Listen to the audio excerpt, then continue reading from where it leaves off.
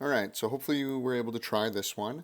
If I think of the tangent of x and say I wanted to just graph it just to get an idea of what it would look like, I know that it goes between pi over 2 and pi over 2. So if I go ahead and do pi over 2 and then this is negative pi over 2, just to like show what it's going to look like. Say this was like the asymptote. The function would look like this. It would go right through the center and would look exactly like that.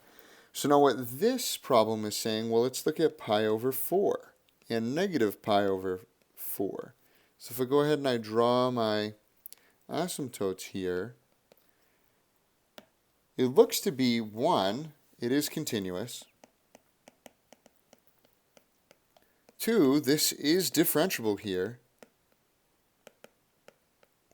So it comes down to number 3. Is there a spot where f of a equals f of b?